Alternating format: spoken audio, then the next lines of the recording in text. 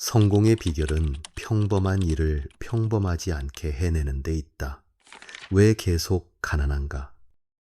사람들은 부자가 되기를 원한다. 하지만 부자가 되기 위해 어떤 사람이 되어야 하는지는 묻지 않는다.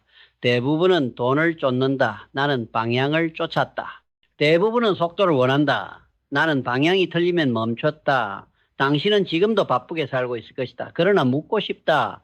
당신이 바쁜 그 일이 진짜 당신을 부자로 만들어주고 있는가? 돈은 따라오는 것이다. 그러나 조건이 있다. 자신을 통제할 수 있는 사람, 유혹 앞에서 침묵할 수 있는 사람, 이성을 잃지 않는 사람. 그런 사람에게만 돈은 머문다. 돈은 감정에 휘둘리는 자를 싫어한다. 돈은 소음을 내는 자를 외면한다. 돈은 절제 있는 사람을 알아본다. 가만히 있는 자가 아니라 견디는 자를 선택한다. 나는 유혹을 이기는 법을 배웠다. 말 대신 행동으로, 충동 대신 질서로, 조급함 대신 침착함으로. 대부분은 그 반대다. 말이 먼저고 핑계가 많고 오늘을 이기지 못한다. 절제하지 못하면 절망하게 된다. 욕망을 다스리지 못하면 결국 돈에게 거절당한다. 하루를 통제하지 못하는 자는 인생도 통제하지 못한다. 반복되는 하루가 당신을 만든다. 그리고 그 하루의 질이 당신의 부의 한계다. 하루를 다스리는 자가 인생을 지배한다. 눈 뜨자마자 무엇을 보는가? 핸드폰인가? 뉴스인가? 남의 삶인가? 아니면 오늘의 목표인가? 내가 정한 기준인가? 자고 일어난 당신이 가장 먼저 대면해야 할 것은 세상이 아니다. 당신 자신이다. 당신의 기준은 어디에 있는가? 기준 없는 하루는 그냥 소비된다. 의미 없이, 목적 없이 그냥 지나간다. 그렇게 10년이 간다. 그렇게 평생이 간다. 부는 결심이 아니라 훈련이다. 마음 먹는 건 누구나 안다. 하지만 끝까지 가는 자는 드물다. 왜냐하면 사람들은 지루함을 못 견디기 때문이다. 사람들은 반복을 무시한다. 그러나 부는 반복에서 만들어진다. 지루한 하루 속에서 작은 선택을 꾸준히 반복하는 것, 그게 부다. 대단한 일이 아니다. 다만 꾸준한 일이다. 계속하는 일이다. 멈추지 않는 일이다. 성공한 사람은 대체로 비슷하다. 조용히 반복한다. 그리고 남들이 볼 수 없는 것을 본다. 나는 기회를 보지 않았다. 먼저 리스크를 봤다. 지키는 법을 알지 못하면 버는 법도 의미가 없다. 돈을 버는 사람은 많지만 지키는 사람은 적다. 왜냐하면 철학이 없기 때문이다. 돈을 다루는 기준이 없기 때문이다. 순간을 위한 소비는 쉽다. 그러나 가치를 위한 인내는 어렵다. 그래서 대부분은 가난하다. 그리고 그 가난은 외부가 아니라 내부에서 시작된다. 사람들은 말한다. 좋은 기회만 오면, 좋은 아이템만 있으면, 투자의 타이밍만 맞으면, 하지만 진짜 부자는 조건을 기다리지 않는다. 조건을 만든다. 그리고 조건보다 자신을 먼저 바꾼다. 세상은 통제할 수 없다. 그러나 자신은 통제할 수 있다. 당신이 통제할 수 있는 유일한 영역, 그것이 당신의 내면이고 그것이 당신의 하루다. 무엇을 위해 사는가? 이 질문이 없다면 당신은 아무것도 지키지 못한다. 나는 돈을 위해 살지 않았다. 나는 가치를 위해 살았고 기준을 위해 살았고 신념을 위해 살았다. 그러자 돈이 따라왔다. 목적 없이 돈을 쫓는 자는 결국 방향을 잃는다. 길을 잃은 자는 어떤 돈도 지킬 수 없다. 당신이 지켜야 할 것은 돈이 아니다. 당신 자신이다. 당신의 기준, 당신의 태도, 당신의 반복되는 선택, 그것이 진짜 자산이다. 부는 철학이다.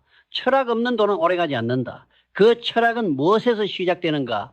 질문에서 시작된다. 오늘의 나는 누구인가? 나는 무엇을 반복하고 있는가? 나는 어떤 기준으로 이 하루를 살고 있는가?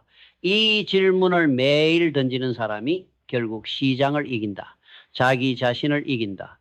그리고 결국 운명마저 이긴다. 기준은 하루를 결정하고 하루는 인생을 만든다. 나는 매일 같은 옷을 입었다. 선택을 줄이기 위해서가 아니다. 나를 흐트러뜨리지 않기 위해서였다. 외형보다 내면에 집중하기 위해서였다. 사람들은 말한다. 작은 건 중요하지 않다고. 그러나 나는 안다. 작은 선택이 하루를 움직이고 그 하루가 인생을 결정짓는다. 디테일이 운명을 바꾼다. 신념은 흔들리지 않는 것이라 생각하기 쉽다. 하지만 진짜 신념은 반복 속에서만 증명된다. 당신이 그것을 믿는다고 말하는 것이 아니라 매일 그것을 실천하는가가 중요하다. 나의 신념은 절제였다. 단순히 돈을 아끼는 절제가 아니라 인생을 선택하는 절제, 불필요한 관계, 불필요한 감정, 불필요한 말, 그런 것들을 버릴 수 있어야 진짜 중요한 것을 붙잡을 수 있다. 부는 더하는 것이 아니라 덜어내는 것이다.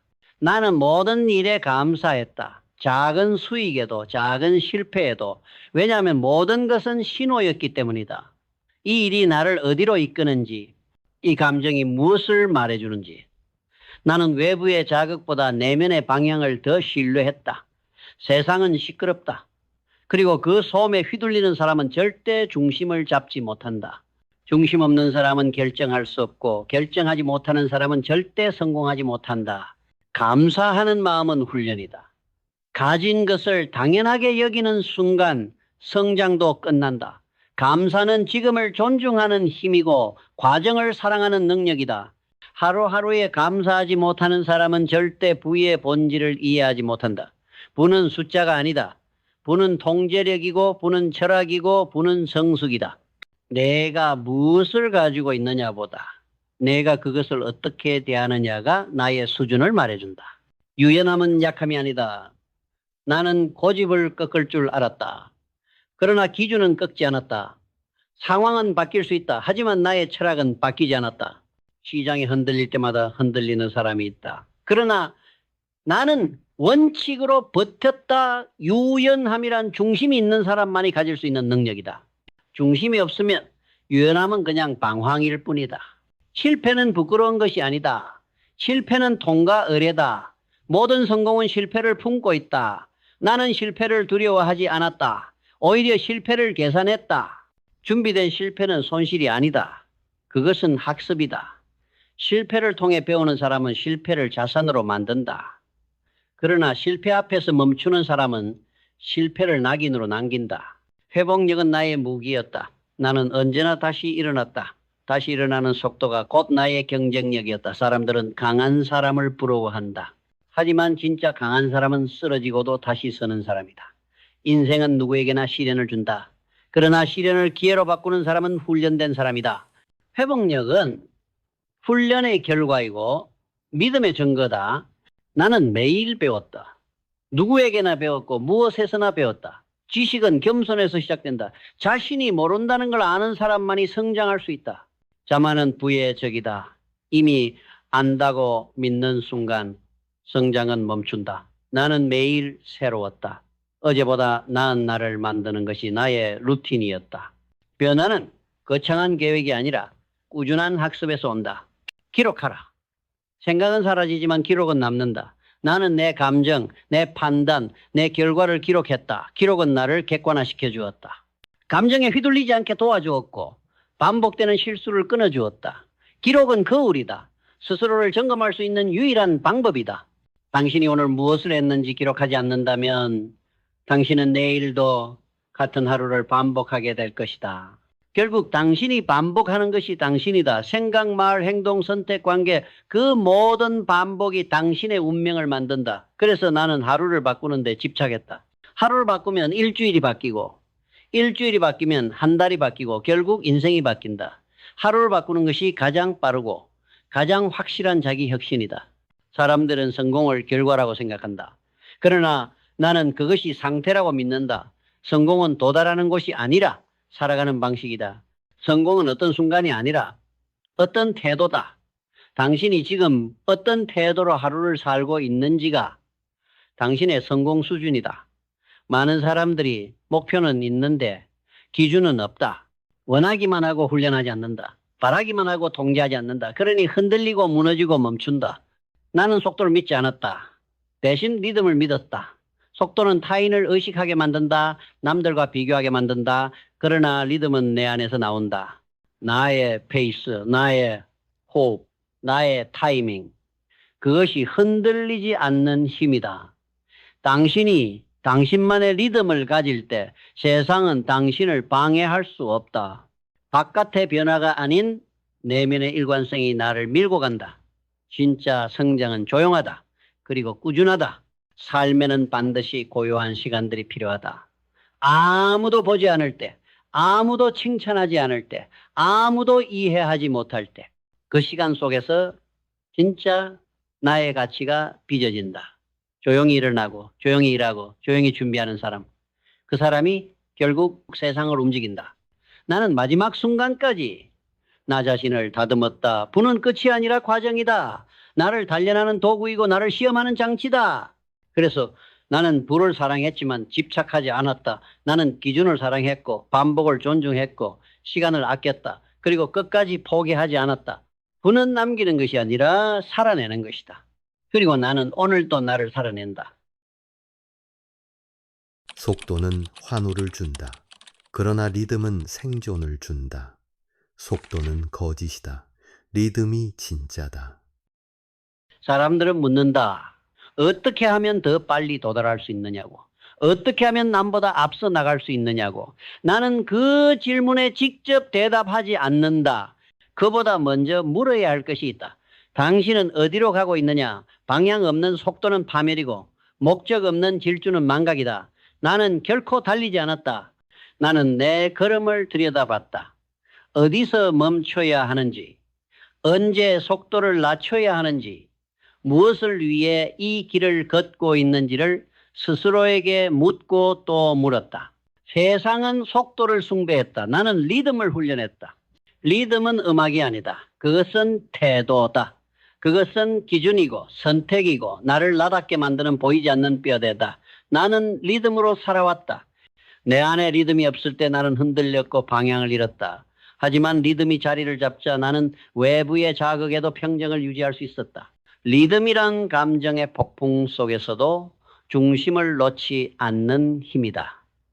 그것은 단순한 습관이 아니다. 그것은 정체성이다. 속도는 불안을 낳는다. 경쟁이 주는 착각은 당신이 뒤처지고 있다는 압박이다. 그러나 나는 남과의 비교에서 벗어나는 데 시간을 들였다. 빠름은 늘 더 빠른 사람 앞에서 무너진다. 하지만 리듬, 나만의 호흡은 무너지지 않는다. 왜냐하면 그것은 누군가를 이기기 위해 만들어진 것이 아니라 나 자신을 유지하기 위해 설계된 것이기 때문이다. 나는 나만의 템포로 살아가는 법을 배웠다. 그 리듬은 어떤 상황에서도 나를 지탱했다. 나는 성공한 적이 없다. 나는 단지 무너지지 않았을 뿐이다. 무너지지 않기 위해 선택했던 것이 리듬이었다. 속도는 순간의 결과를 요구했다. 리듬은 꾸준함을 요구했다. 그리고 나는 꾸준함이야말로 진짜 실력이라는 걸 깨달았다. 하루는 지루했다. 하지만 그 지루한 하루를 무너뜨리지 않는 사람이 결국 성취에 닿는다. 나는 지루함 속에서 방향을 찾았고 반복 속에서 나만의 세계를 만들었다. 내가 속도를 버린 것은 타인의 주목을 원하지 않았기 때문이다. 나는 조용히 움직였다. 아무도 보지 않는 새벽에 일어났고 아무도 관심 갖지 않는 작은 결정에 집중했다.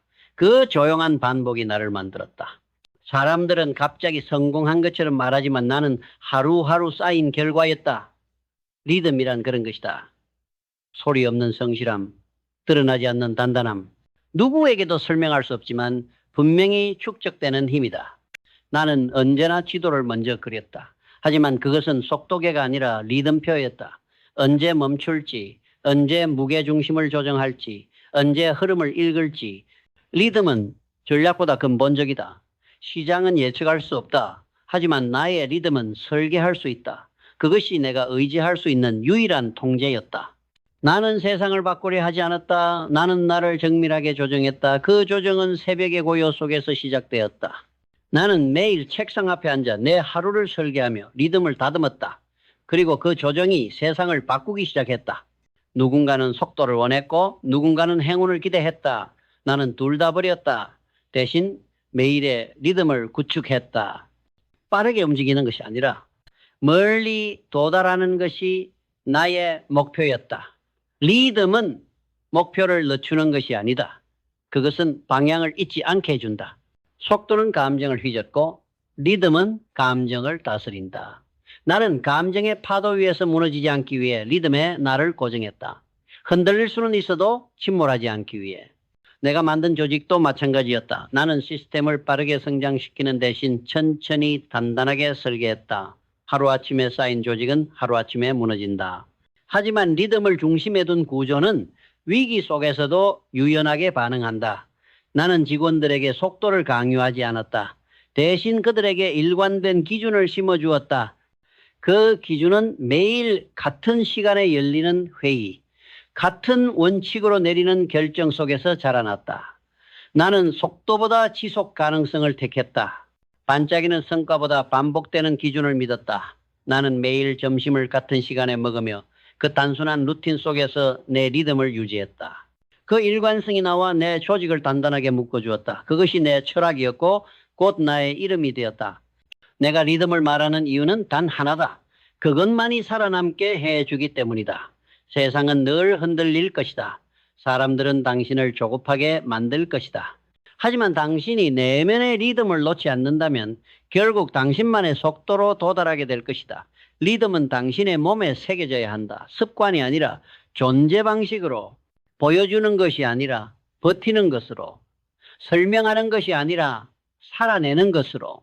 속도는 환호를 준다. 그러나 리듬은 생존을 준다. 그리고 그 생존이야말로 모든 승리의 시작이다. 그러니 오늘도 묻자. 지금의 나는 속도를 쫓고 있는가? 아니면 나의 리듬을 살고 있는가? 나는 확신으로 움직였다. 회의는 감정을 키우고 확신은 움직임을 만든다. 확신은 멀리서 오는 것이 아니다. 그것은 훈련된 눈에서 온다. 수천 번 반복된 선택, 수백 번 버린 욕망, 끝없이 다듬어진 기준에서만 태어나는 감각. 나는 그 감각을 만들기 위해 스스로를 조율했다. 기준 없는 사람은 늘 갈팡질팡한다. 하지만 명확한 기준이 있는 사람은 머뭇거리지 않는다. 나는 그렇게 매일의 갈림길에서 빠르게 결단하고 오래 버티는 길을 택했다. 나는 나의 신념을 돈보다 오래 붙잡았다. 사람들이 상황을 바꿔야 한다고 말할 때 나는 먼저 내 태도를 고쳤다. 변화는 외부가 아니라 내면에서 시작된다. 환경은 따라오는 것이다. 나는 어떤 조건도 기다리지 않았다. 대신 어떤 상황에도 맞설 수 있는 나를 준비했다. 그것이 곧 나의 신념이었다. 흔들릴 수는 있지만 꺾이지는 않는 힘. 그것이 나를 여기까지 끌고 온 유일한 자산이다. 내가 세운 기준은 완벽하지 않았다. 하지만 중요한 것은 정확함이 아니라 일관성이었다. 사람들은 매번 새로운 전략을 쫓았지만 나는 오래된 기준을 닦고 또 닦았다. 똑같은 결정을 똑같은 상황에 반복적으로 적용할 수 있는 사람. 나는 그런 사람이 되고 싶었다. 신념은 말이 아니라 행동으로 입증된다. 그리고 행동은 리듬 속에서 자란다. 결국 나의 리듬이 곧 나의 신념이 되었다. 명확성은 의심을 밀어낸다. 명확한 사람은 속도보다 방향에 집중하고 감정보다 기준에 집중한다. 나는 불확실한 결정을 줄이기 위해 단순하게 살았다. 불필요한 결정을 줄이고 그 에너지를 본질적인 문제에 쏟았다. 내가 지출한 것은 돈이 아니라 집중력이었다. 세상이 시끄러워질수록 나는 더 조용해졌고 외부가 요동칠수록 나는 더 선명해졌다. 사람들은 선택할 수 없는 것들에 에너지를 낭비한다. 하지만 나는 선택 가능한 것에만 에너지를 쏟았다. 언제 일어날지, 무엇을 입을지, 어떤 경로를 택할지 그 결정들을 자동화했고 중요한 선택을 위한 공간을 지켰다. 이것이 내가 매일을 낭비하지 않고 인생을 설계할 수 있었던 방식이다. 나는 매일 아침 같은 책을 펼쳤고 그 책 속에서 내 원칙을 다시 읽었다. 그 단순한 루틴이 나를 본질로 이끌었다. 리듬은 단순함 속에서 명확함을 키운다. 명확함은 결정을 빠르게 하고 그 결정이 결국 기회를 만든다. 나는 지금도 똑같은 신념을 따라 산다. 어떤 타이틀도 필요 없다. 어떤 조건도 요구하지 않는다. 내가 믿는 것을 계속할 뿐이다. 그리고 그 리듬 위에 나는 여전히 걷고 있다. 흔들리지 않고 묵묵하게 단단하게. 비전은 먼 곳에 있지 않았다. 그것은 매일의 반복 안에 있었다. 나는 미래를 꿈꾸는 대신 오늘을 정제했다. 오늘 이 모여 내일이 되고 내일이 쌓여 비전이 된다. 사람들이 거대한 목표를 말할 때 나는 작고 분명한 하루를 선택했다. 그 하루들이 쌓여 나를 지금의 위치로 데려다 줬다. 내가 매일 밤 적은 일지는 나의 비전을 그리는 설계도였다. 그 기록은 내 꿈을 현실로 만들었다. 비전이란 선언이 아니라 누적이다. 나는 규율을 강요하지 않았다. 대신 스스로에게 먼저 지켰다. 지키지 않는 말은 공허하고 지키는 행동은 신뢰를 만든다. 나는 모든 사람에게 똑같은 태도로 대했고 나 자신에게 가장 엄격했다. 외부의 시선이 없을 때 나는 더욱 정직했고 아무도 보지 않을 때 더 정확하려 했다. 규율은 타인의 감시로 유지되지 않는다. 그것은 자기 감시로만 자라난다. 행동력은 거창한 계획에서 나오지 않는다. 그것은 한 번 더 버티는 힘이다. 피곤한 아침에 일어나는 것, 미루고 싶은 일을 땡기는 것, 감정이 없을 때도 움직이는 것. 나는 감정에 의존하지 않았다. 대신 습관에 의지했다. 습관은 나를 부드럽게 밀었고 그 힘은 의지보다 오래갔다. 내가 시장의 위기를 마주했을 때 나는 감정에 휘둘리지 않고 내 루틴을 지켰다. 그 루틴이 나를 위기 속에서도 흔들리지 않게 했다. 나는 하고 싶을 때 하는 사람이 아니라 해야 할 때 하는 사람이고 싶었다. 나는 가진 것보다 감사할 줄 아는 것에 집중했다. 감사는 눈앞에 있는 것을 다시 보게 했고 아직 오지 않은 것을 준비하게 했다. 불평은 멈춤을 낳고 감사는 전진을 낳는다. 나는 종종 혼잣말처럼 중얼거렸다. 이것만으로도 충분하다. 그 한마디가 내 하루를 움직였고 내 리듬을 다시 세웠다. 그 말은 새벽의 고요 속에서 더 크게 울렸다. 나는 그 감사로 하루를 시작하며 방향을 잡았다. 감사는 속도를 늦추지 않는다. 오히려 방향을 분명히 해준다.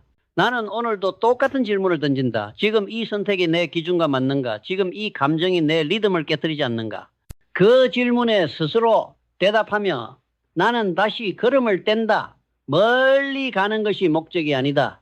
내 방식대로 가는 것이 목적이다. 그리고 그 리듬이 끝까지 나를 데려가리라 믿는다. 나는 무너졌던 순간들을 기억한다.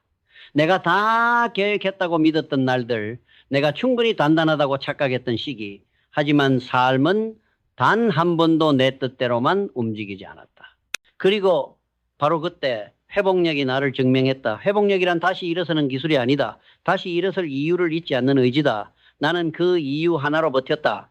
내가 어디서 왔는지, 어디로 가야 하는지를 끊임없이 되새겼다.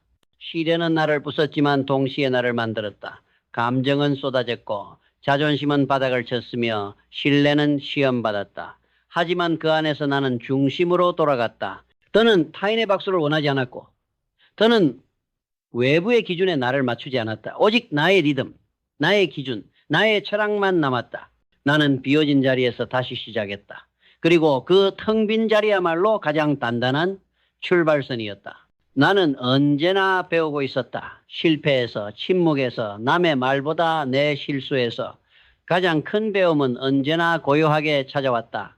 나는 뭔가를 알고 있다고 느낄 때마다 의심했고 뭔가를 놓치고 있다고 느낄 때마다 다시 기록했다.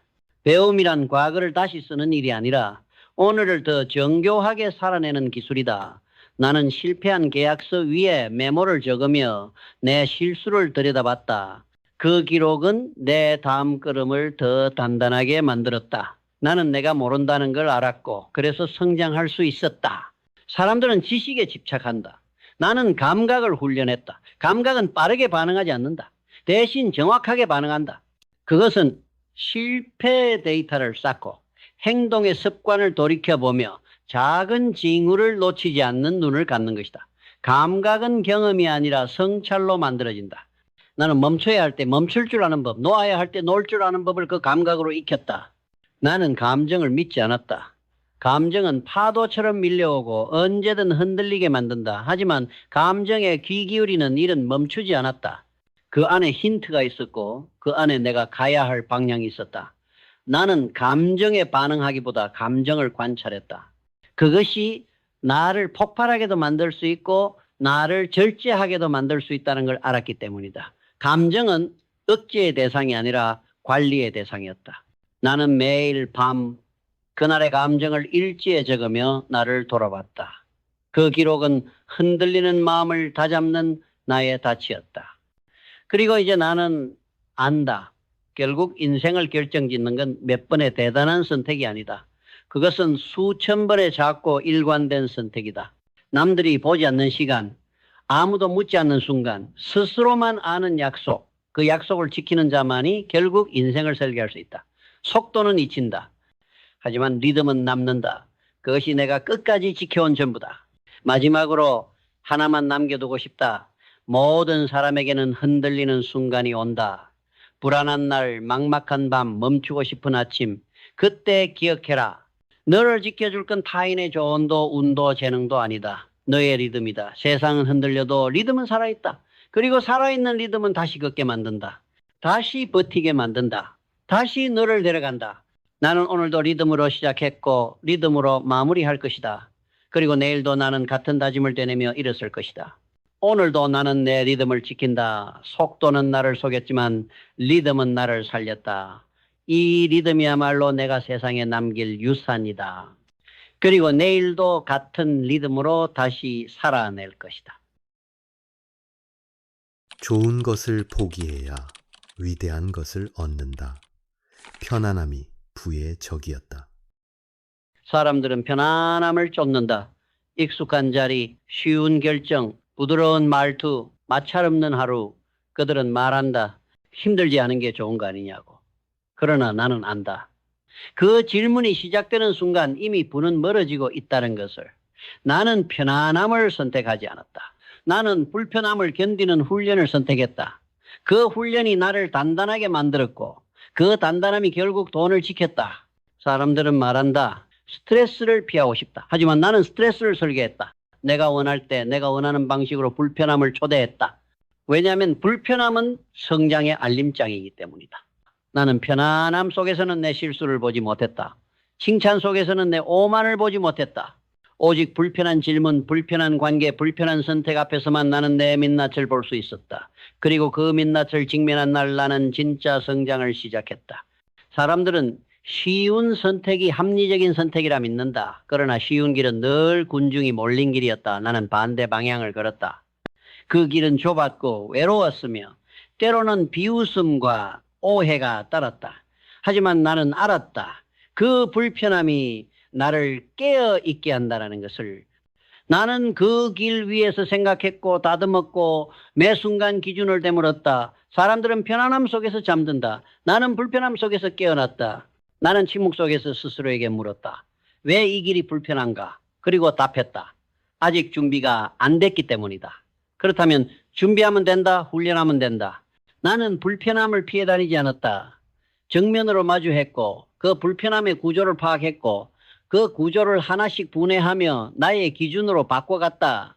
대부분은 불편함을 감정으로만 느낀다. 나는 그것을 구조로 봤다. 그 차이가 나를 군중과 갈라놓았다. 나는 불편함을 이기는 법을 배웠다. 피하는 것이 아니라 동화되는 것이다. 그것을 내 루틴의 일부로 바꾸는 것이다. 아침 일찍 일어나는 것, 침묵을 유지하는 것, 감정을 조절하는 것, 그 모든 것이 처음엔 불편했다. 그러나 반복은 그것을 익숙함으로 바꿨고 익숙함은 결국 내 무기가 되었다. 사람들은 불편함을 참는 것이라 착각한다. 그러나 나는 안다. 진짜는 길들이는 것이다. 사람들은 자신이 편한 이유를 합리화한다. 내가 이런 삶을 선택한 건 스트레스 없는 게 최고라서야. 하지만 나는 되묻는다. 정말로 그런가? 아니면 고통을 감당할 힘이 부족해서 피한 것은 아닌가? 나는 불편함을 감당할 수 있는 사람만이 책임도 감당할 수 있다고 믿는다. 불편함을 회피하는 순간 성장은 멈추고 기준은 무너진다. 나는 그 대가를 치른 적이 있다. 작은 불편함을 무시하면 큰 실패가 찾아온다. 그리고 큰 실패는 언제나 이렇게 말한다. 넌 그 경고를 무시했잖아. 나는 그 경고를 경청하는 사람이었다. 오늘 불편했던 점심시간의 침묵, 어색한 대화, 꺼내기 어려운 말, 그런 작고 사소한 불편함 속에서 나는 더 단단해졌다. 그리고 그 단단함은 나를 밀어붙이지 않았다. 오히려 나를 버티게 했다. 위기는 언제나 찾아온다. 준비된 사람에게만 그것은 문을 연다. 이제 나는 말할 수 있다. 편안함은 진보가 아니다. 그것은 퇴보다.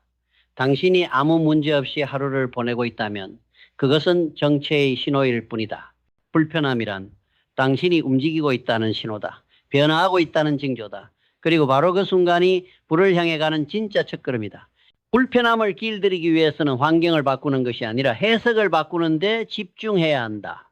같은 상황도 어떤 사람에게는 견딜 수 없는 고통이고 어떤 사람에게는 훈련의 기회다. 나는 모든 불편함을 도구로 여겼다. 감정이 흔들릴 때는 침묵을 훈련했고 피로가 몰려올 때는 집중력을 단련했다. 성장은 저항을 뚫는 순간에만 온다. 대부분은 불편함을 감정으로만 해석한다. 불편해서 피하고 불편해서 미루고 불편해서 멈춘다. 그러나 나는 불편함을 구조로 보았다. 그 구조 안에는 내 약점이 있었고 그 약점 안에 내가 다듬어야 할 근육이 있었다. 그래서 나는 불편할 때마다 스스로에게 물었다. 지금 내가 진짜 두려운 건 이 상황 자체인가? 아니면 나의 무능함인가?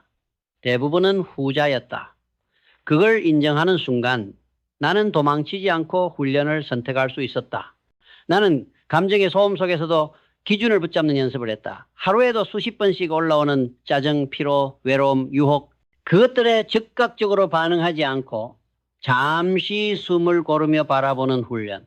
그 훈련이 나의 태도를 바꾸었고 그 태도가 나의 리듬을 만들었다. 불편함을 다스릴 줄 아는 사람만이 불을 지킬 줄 안다. 돈은 감정에 약한 사람을 싫어하고 기준이 없는 사람에게는 오래 머물지 않는다. 사람들은 자꾸 불편함을 피하는 기술을 익히려 한다. 나는 불편함을 활용하는 기술을 익혔다. 엘리베이터 대신 계단을 탔고 모든 약속에 최소 10분 일찍 도착하려 했고 하루 중 가장 싫은 일을 가장 먼저 해치웠다. 그것은 단순한 자기 개발이 아니라 자기 통제였다. 불편함을 먼저 선택하는 순간 나머지 하루가 내 손안에 들어왔다. 반대로 편한 선택을 먼저 하면 불편함이 온종일 나를 쫓아왔다.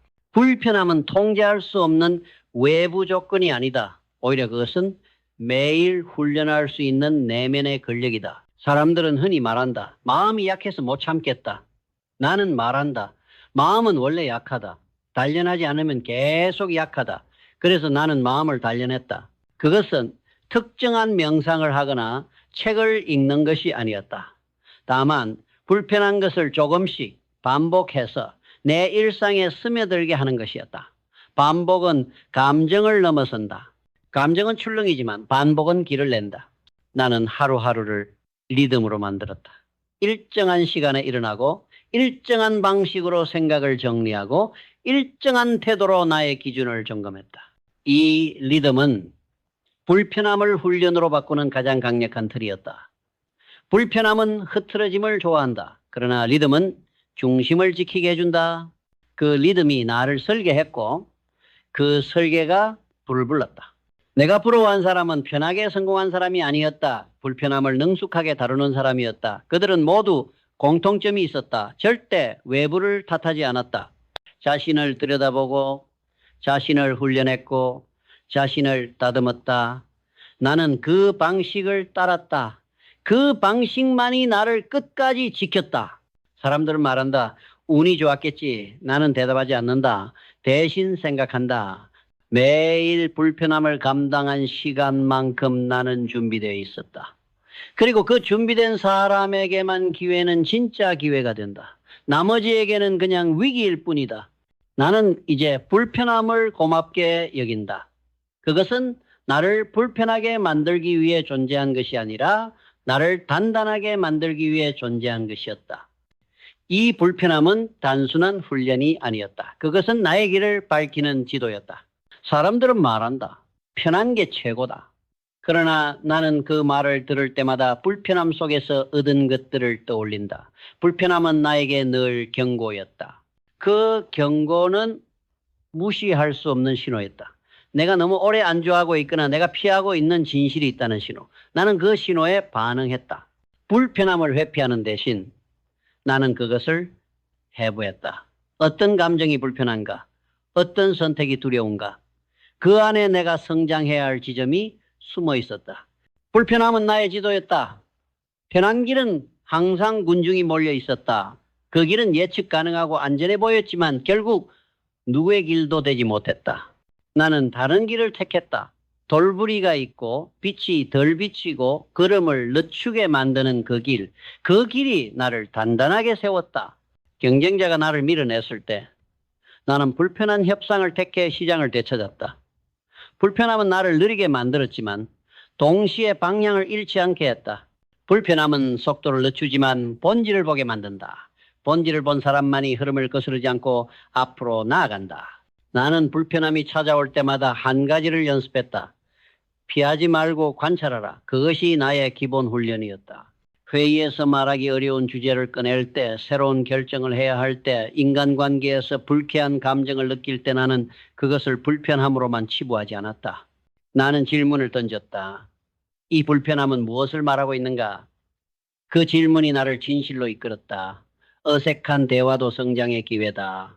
대부분의 경우 그것은 내가 바꿔야 할 방식이나 마주해야 할 두려움을 알려주는 진심 어린 신호였다. 불편함은 나를 유연하게 만들었다. 딱딱하게 고정된 기준만 있으면 작은 충격에도 부서진다. 그러나 불편함을 자주 겪은 나는 흔들려도 무너지지 않았다. 유연함은 불편함에 반복적으로 노출된 사람만이 가질 수 있는 능력이다. 나는 수없이 흔들렸지만 그 흔들림 속에서 중심을 다시 세웠다. 기준은 고정된 말이 아니라 상황 속에서 살아 숨쉬는 태도였다. 불편함은 기준을 상황에 맞게 조정할 수 있는 힘을 길러줬다. 사람들은 끝을 자주 말한다. 성공의 끝, 부의 끝, 도전의 끝. 나는 끝보다 지속에 집중했다. 불편함을 감당하는 사람만이 지속할 수 있다. 짧은 시간의 성공은 누구나 가질 수 있다. 그러나 오랫동안 신뢰받는 사람, 끝까지 도달하는 사람은 반드시 불편함에 강한 사람이다. 내가 감당한 불편함의 양만큼 나는 무너지지 않았다. 반복된 고통 속에서 나는 나를 새롭게 조립했다. 당신이 지금 느끼는 그 작고 찝찝한 감정, 그것이 시작이다. 몸이 반응하고 마음이 도망치고 싶어 할 때 거기서 한 걸음 더 들어가야 한다. 그 안에 답이 있다. 나는 그 한 걸음을 수천 번 반복했다. 그리고 그 반복이 기준이 되었고 그 기준이 나를 불어 이끌었다. 불편함을 껴안지 못하는 사람은 결코 자신을 초월하지 못한다. 그리고 자신을 초월하지 못한 사람은 진짜 불을 손에 쥘 수 없다.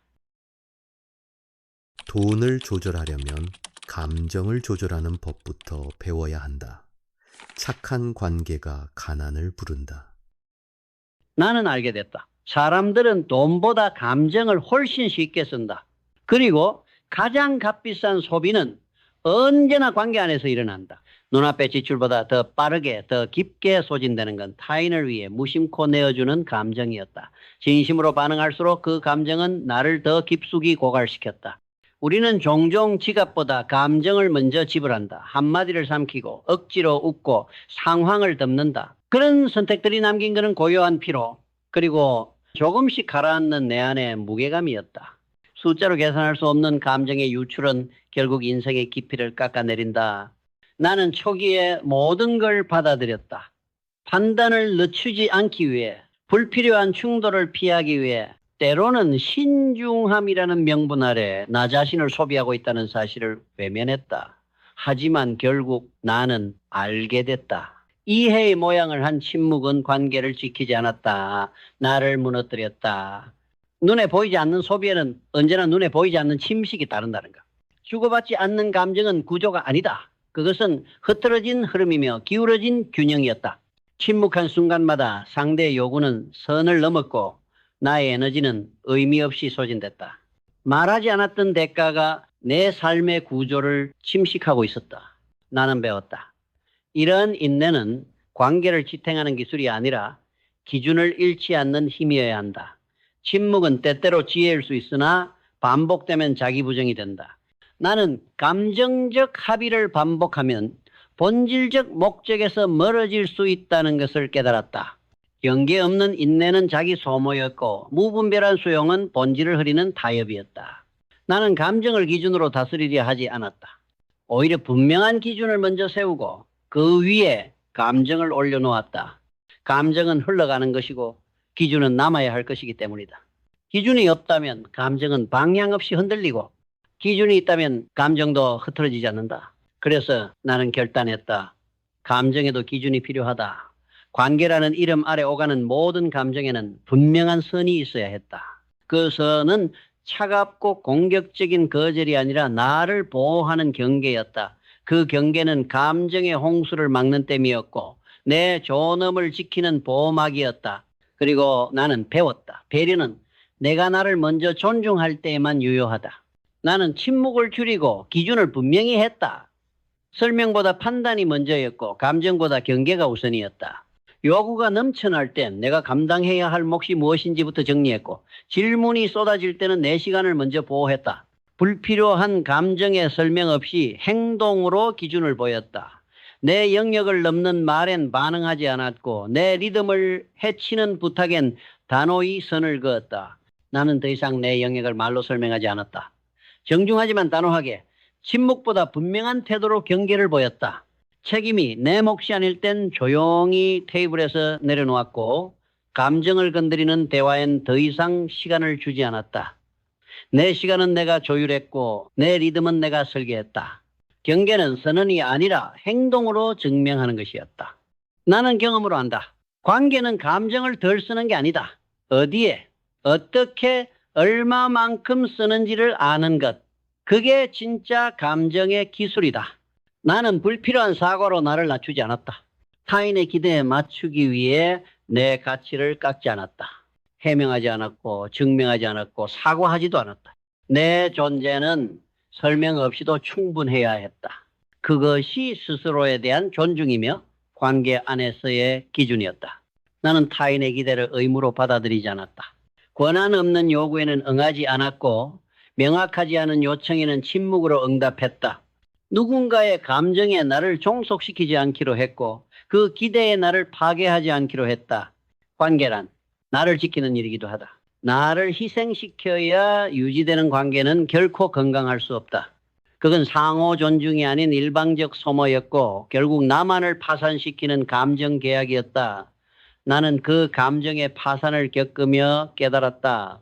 나를 낭비하는 관계에 더 이상 머물지 않는다. 나를 소진시키는 구조에 더 이상 타협하지 않는다. 그리고 그 선택은 나를 되찾는 단단한 시작이었다. 나는 감정을 낭비하지 않는다. 나는 나를 세운다. 그 세움은 나를 무너뜨리지 않고 오히려 더 단단하게 만들었다. 그리고 무엇보다 나를 자유롭게 했다. 나는 알게 됐다. 감정을 다스린다는 건 억누르는 것이 아니라 흐름을 설계하는 일이었다. 누군가의 말에 즉각 반응하지 않고 모든 결정 앞에 기준을 세웠다. 기대에 맞추는 것이 아니라 기대를 조정하는 쪽에 내 에너지를 썼다. 설명보다 원칙을 앞세웠고 감정보다 구조를 먼저 보았다. 경계가 흐려지는 순간 내가 지켜야 할 흐름도 무너질 수 있다는 걸 일찍 깨달았다. 그래서 나는 설명하지 않았고 반복된 요구의 기준으로 응답했다.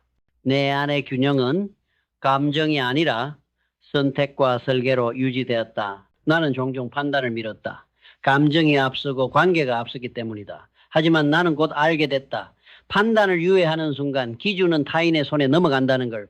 감정을 소비하며 관계를 지킨다는 건 환상이었다. 내가 해야 했던 건 타인을 이해시키는 것이 아니라 내 기준을 설계하는 일이었다. 그래서 나는 다시 구조를 짰다. 불편한 말엔 반응하지 않았고 모호한 부탁에는 침묵이 아니라 거리로 답했다. 감정을 설명하지 않았고 기준은 말이 아니라 행동으로 보였다. 어떤 말을 해야 할지보다 어떤 선택을 할지가 중요했다. 내 책임이 아닙니다. 라는 말 대신 나는 구조를 조정했고 나의 시간과 자원을 거기서 철수시켰다.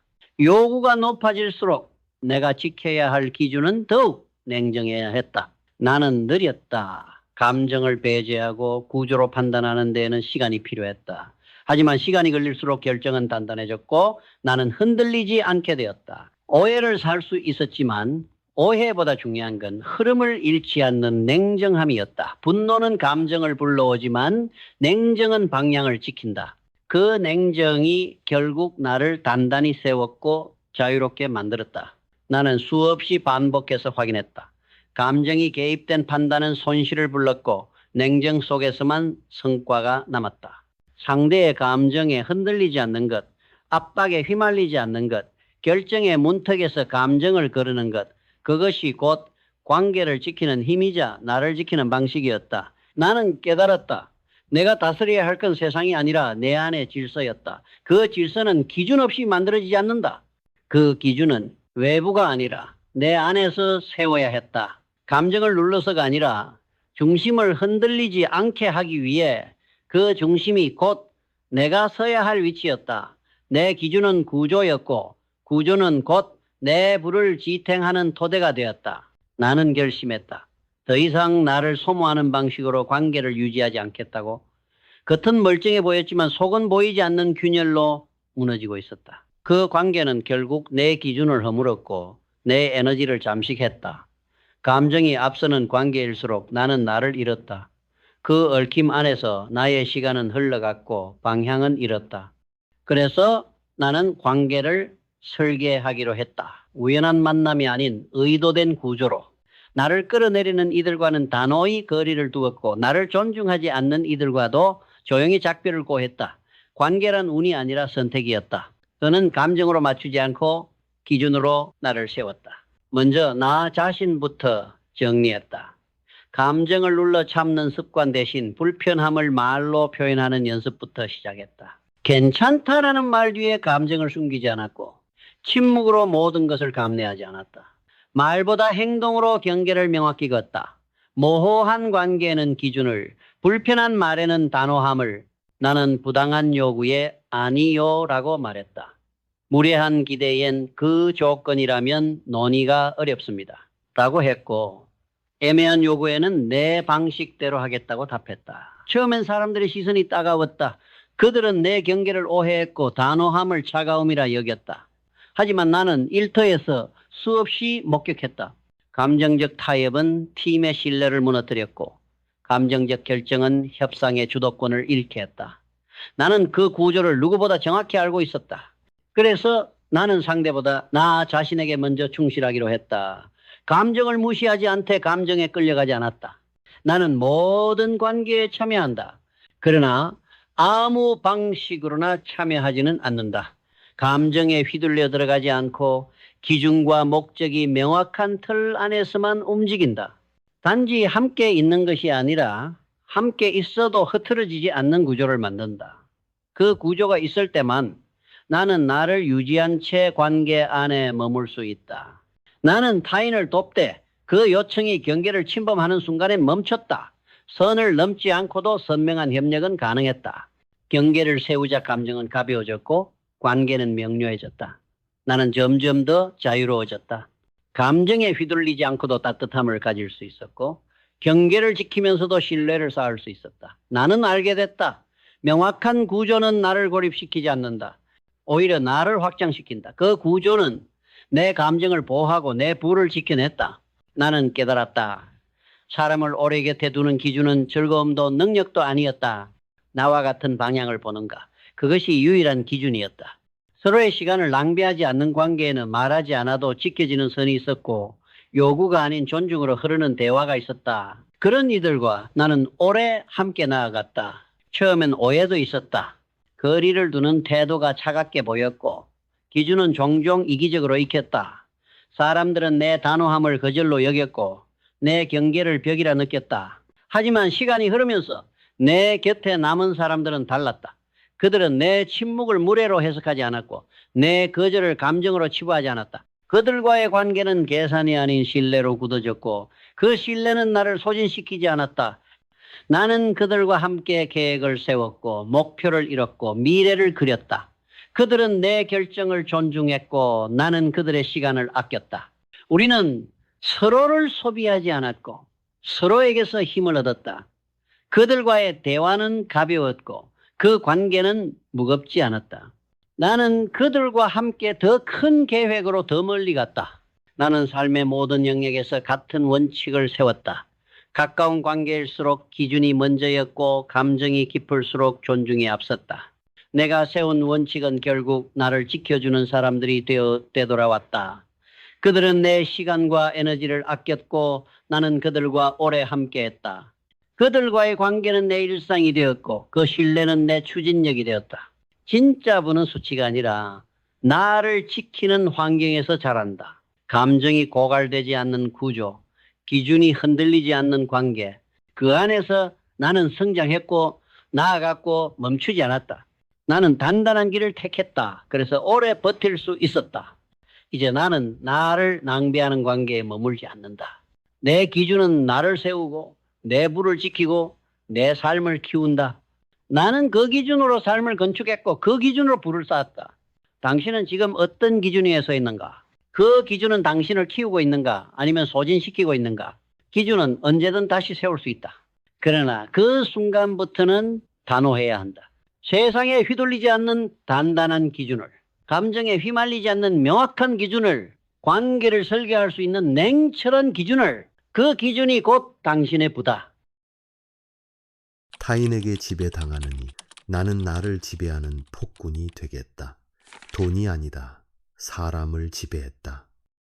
나는 석유로 시작하지 않았다. 나는 기회로 시작했다. 그리고 그 기회를 손에 쥐기 위해 무엇보다 먼저 나 자신을 다스렸다. 세상이 보기에는 한 남자가 석유를 팔아 돈을 벌고 자선을 베풀며 제국을 만들었다고 생각한다. 하지만 진실은 단 하나다. 나는 석유를 판 게 아니다. 나는 사람을 지배했다. 내가 지배한 것은 감정이었다. 습관이었다. 시간이었다. 침묵이었다. 나는 모든 것을 훈련으로 바꿔냈고 그 훈련이 결국 부를 불러들였다. 나는 냉정했다. 하지만 감정이 없었던 게 아니다. 오히려 감정을 너무 잘 알았기 때문에 그것을 다스릴 줄 알았다. 그리고 그 절제는 곧 권력이 되었다. 나는 어린 시절 아버지가 집을 떠난 뒤 어머니와 남동생들을 부양했다. 16세 취직했고 19에 회계사로서의 감각을 갖췄으며 20세 살인 파트너가 아닌 주인이 되었다. 세상이 아직 감정과 충동으로 움직이고 있을 때 나는 이미 전략과 규율로 움직이고 있었다. 나는 빠르지 않았다. 대신 결코 흔들리지 않았다. 나는 매일 아침 같은 시간에 일어나 같은 방식으로 식사하고 같은 태도로 하루를 설계했다. 반복이 단조롭지 않은 사람. 나는 그랬다. 내게 반복은 무기였고 루틴은 장갑이었다. 세상은 변화에 열광했지만 나는 예측 가능함을 사랑했다. 불확실한 시대일수록 나 자신을 확실하게 만들 줄 알았다.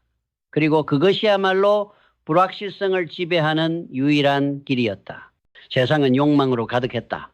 모두가 한탕을 노렸고 모두가 빨리 부자가 되고 싶어 했다. 나는 오히려 느려졌다. 나는 생각했다. 자신이 서두를수록 실패의 확률은 올라간다. 나는 조용히 아주 천천히 회사를 키웠다. 그리고 어느 순간 누구도 따라잡을 수 없는 규모의 제국이 되어 있었다. 내가 쌓은 건 석유가 아니라 시스템이었다. 나는 부자처럼 보이고 싶지 않았다. 언제나 검소했다. 10억 달러를 벌고도 점심값에 낭비하지 않았다. 나는 부자처럼 보이고 싶지 않았다. 언제나 나는 옷차림을 바꾸지 않았고 내 이름을 내세우지 않았다. 왜냐하면 나는 부를 보여주기 위한 것이 아니라 지배를 위한 도구로 여겼기 때문이다. 나는 권력을 부로 환산하지 않았다. 오히려 그 반대였다. 자기 통제가 곧 부였다. 나는 감정을 숨기는 사람이 아니었다. 감정을 통제하는 사람이었다. 불확실성 앞에서, 시장의 요동 앞에서, 인간관계의 갈등 속에서 나는 단 한 번도 감정으로 결정을 내리지 않았다. 내게 감정은 참고사항이었지 기준이 아니었다. 나는 시스템으로 움직였고 기준으로 살았다. 하루의 리듬, 주간의 계획, 분기의 전략.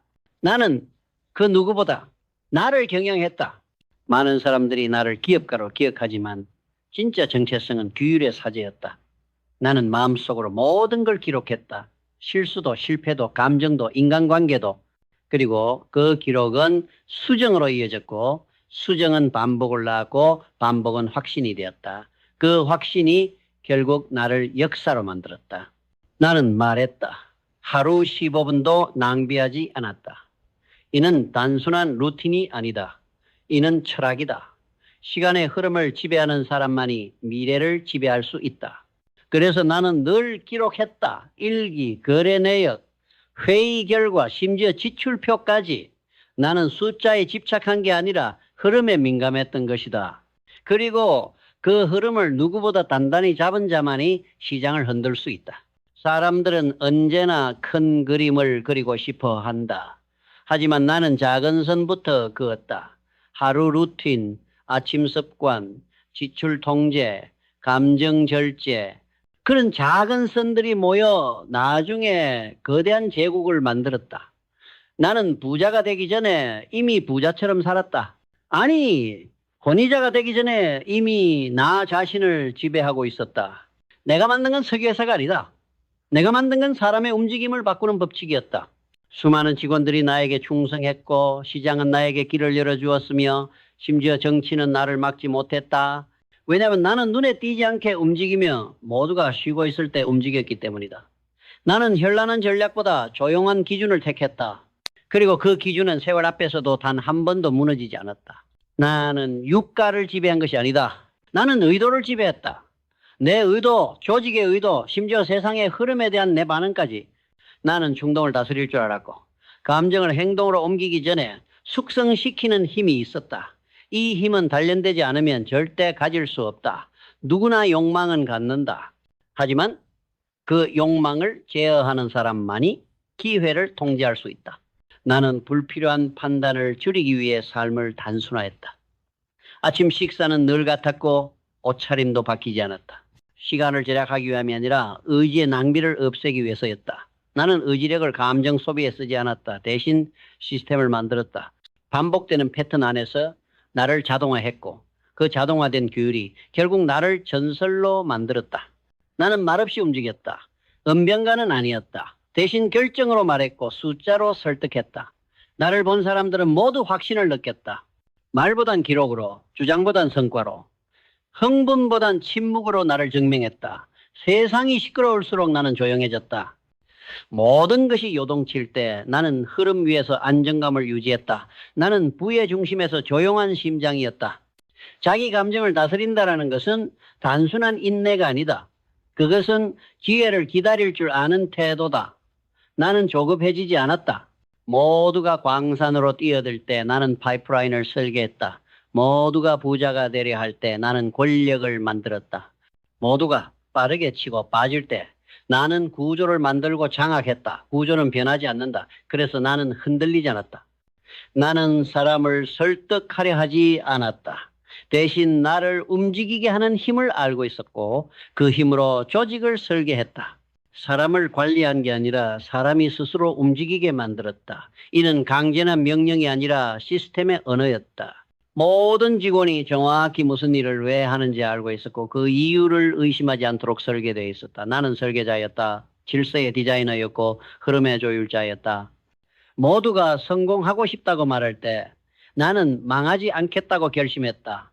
방어를 우선시한 내 태도는 아이러니하게도 가장 공격적인 전략이 되었다.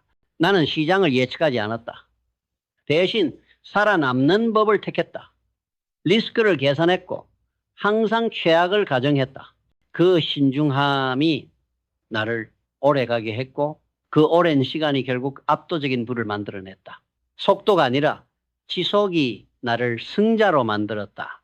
나는 싸우지 않았다. 피했다.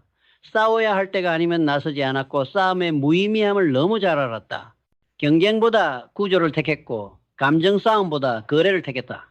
세상은 늘 시끄럽고 사람은 감정에 약하다는 사실을 알았기 때문에 나는 반전체를 바꾸는 방식으로 움직였다. 그래서 나는 강자가 아닌 기준이 되었다. 나의 삶은 무언가를 추가하는 삶이 아니었다. 오히려 제거하는 삶이었다. 쓸모없는 결정, 필요 없는 감정, 과도한 지출, 화려한 사치. 나는 모두 버렸다. 그 자리에 규율을 세웠고 그 규율이 빈자리를 채웠다. 절제는 내 방식이었다. 그리고 절제란 선택을 줄이고 본질에 집중하는 것. 나는 결국 본질로 돈을 벌었다. 많은 부자들이 돈으로 자신을 증명하려 한다. 하지만 나는 나 자신으로 돈을 증명했다. 나의 사적인 습관, 기록 습관, 시간의 흐름을 다루는 태도는 모두 하나의 메시지를 가지고 있었다. 나는 흔들리지 않는다. 그 흔들리지 않는 태도가 투자자들의 신뢰를 불렀고 정부의 경계심조차 존중으로 바꾸었다. 나는 정치인이 아니었지만 정치를 이해했다. 나는 자선가였지만 감정적으로 기부하지 않았다. 나는 기업가였지만 인간의 본성과 시스템 설계에 더 관심이 많았다. 이 모든 정체성이 모인 결과가 바로 나였다. 나는 어떤 타이틀에도 갇히지 않았다.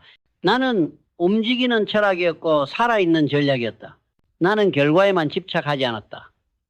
나는 원인을 설계했다. 결과는 언제나 예측할 수 없다. 그러나 원인은 선택할 수 있다. 나는 생각했다. 오늘 내가 반복하는 이 행동이 내일 어떤 결과를 부를까? 사람들은 결과만 좇는다. 나는 과정을 바꿨다. 대부분의 사람은 겉을 고치려 한다. 나는 구조를 바꿨다. 변화는 리뉴얼이 아니라 리빌딩이어야 한다. 그래서 나는 리셋하지 않았다. 리디자인했다. 나는 복잡함을 싫어했다. 단순함의 미학을 철저히 이해했다. 돈을 버는 구조가 단순해야 감정이 끼어들 여지가 줄어든다. 나는 이해 가능한 시스템을 만들었고 누구든 따라할 수 있도록 설계했다. 시스템이 곧 기준이고 기준이 곧 권위였다. 그래서 나는 사람보다 시스템을 믿었다. 실력 있는 사람보다 기준을 지키는 사람을 곁에 뒀고 감정적으로 뛰어난 사람보다 반복에 강한 사람을 신뢰했다. 나는 감정적 충동의 대척점에 서 있었다. 사람들은 돈을 잃으면 흥분하고 벌면 자만한다. 나는 오히려 조용해졌다. 숫자가 올라가도 침묵했고 위기가 와도 흔들리지 않았다. 나는 외부 상황에 반응하지 않았다. 내 기준에만 반응했다. 그 기준이 깨어지지 않는 한 나는 시장의 소음에도 무표정할 수 있었다. 강한 사람은 감정이 없는 사람이 아니라 감정의 스위치를 다룰 줄 아는 사람이다. 나는 신념과 유연함을 동시에 가졌다. 신념이란 중심을 지키는 힘이고 유연함은 타이밍을 읽는 기술이다. 나는 고집 부리지 않았다. 대신 본질을 고수했다. 사업 방향이 바뀌어야 한다면 바꿨지만 절대 바꾸지 않은 게 있었다. 기준, 시간, 기록, 절제, 그 네 가지는 어떤 시장에서도 바뀌지 않았다. 그래서 나는 언제나 움직이면서도 흔들리지 않는 사람이었다. 세상이 흔들릴수록 나는 더욱 천천히 걸었다. 패닉이 올수록 나는 멈췄다. 아무도 움직이지 않을 때 나는 준비했다. 나는 알고 있었다. 부는 때려서 쟁취하는 게 아니라 비워서 초대하는 것이다. 기회를 억지로 만드는 사람은 항상 무너진다. 그러나 기회를 기다릴 수 있는 사람은 결국 기회가 그를 찾아온다는 사실을 안다. 나는 자녀들에게도 똑같은 철학을 전했다. 돈은 도구일 뿐이다. 네가 통제할 수 없으면 그것이 널 통제하게 된다. 나는 돈을 버는 기술보다 돈을 견디는 마음을 가르쳤다. 부자가 되는 방법만큼 부자로 남는 기술을 중요하게 여겼다. 그리고 그거는 감정의 통제력에서 나온다는 걸 너무도 잘 알았다. 나는 늘 왜 집중했다. 무엇을 하느냐보다 왜 하느냐가 더 중요하다고 믿었다. 돈을 벌기 위해 사업을 한 것이 아니라 지속 가능한 구조를 설계하기 위해 사업을 한 것이다. 그래서 내가 물러난 뒤에도 기업은 무너지지 않았다. 진짜 부는 떠나도 남는 구조를 만들어낸 사람에게만 허락된다. 나는 그렇게 부의 개념을 새로 정의했다. 많은 사람들이 나를 분석하면서도 내 핵심을 놓친다. 내가 이긴 이유는 단순하지 않다. 전략 때문도 아니고 정보 때문도 아니다. 나는 누구보다 나 자신을 믿었고 누구보다 나를 감시했다. 나는 자유인이 아니었다. 내 기준에 복종하는 자발적 군인이었다. 나의 절제는 타인을 제압하기 위한 무기였다. 그리고 세상은 그런 자발적 복종을 가장 두려워한다.